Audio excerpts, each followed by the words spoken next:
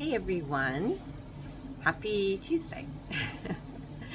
Today I wanted to talk to you a little bit more about some of the programs that I'm doing, and especially following that webinar from last night. I realized that sometimes you don't know what actually hit you the most until you let it sit a little bit. I know that I do that with my job as well. People are coming to see a house and they're like, oh my God, I love it, and this is the one. And usually I'm always really hesitant for them to make an offer immediately. I think, I say, sleep on it, make sure you're either going to find a million reasons for it to be the one, or you're going to find a million reasons that stack up against it. Because it's time that actually, sometimes we can talk ourselves out of it, that's true. But usually, especially when you have an emotional response to something, it's also good to give it a moment to sink in and to feel it. And then you find, if that's it, you find the solutions to make it work.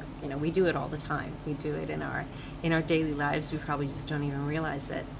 And today, what sunk in for me from this, I realized that the biggest takeaway that I had from this call last night was how important our identity, how we've identified ourselves and how we see ourselves, stacks up against what the outside world is giving us.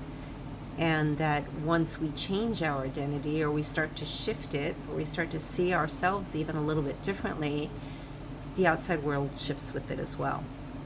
And I'll give you an example. I remember even when going into this job, when years ago I had a little shop, I had a video shop, which was again very different from the job I did before. I used to travel all around the world and work in fashion.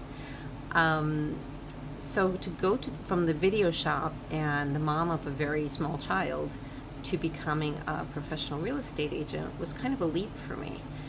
But until I could see myself and I could feel into, sorry, I have all these reminders coming up, and I could feel into that persona, things didn't actually start to happen.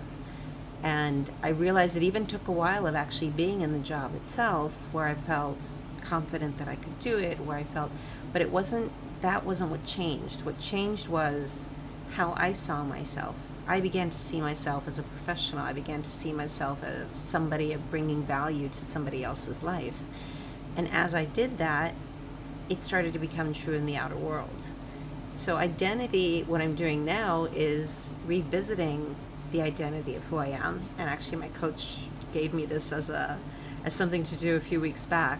She said, look at why you chose the job you're in today and go to the reasons why you're looking to leave, or why you would choose it today. Even if you want to stay in the same job, your reasons are going to be very different if you started years ago.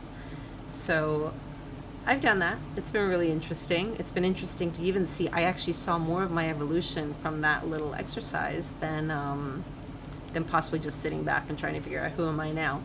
But anyway, I'd love to hear what you got from this, and who are you? How is your identity showing up for you? And perhaps even creating limiting beliefs, perhaps even stopping you from exactly what you want. And you're out there doing all the stuff, but until we get the identity right, until you can actually see yourself and embody that role and feel everything that means, it's going to be kind of difficult that energy gravitates towards you. There are a lot of different authors that have written on the subject, like even Neville Goddard is one for sure, is one of my favorites. And he would say imagination was everything. You had to actually imagine and feel all of the emotions as if everything had just happened. And Peter Sage yesterday said something very similar. So anyway, love to hear your thoughts on it, and I will catch you tomorrow. Have a great night.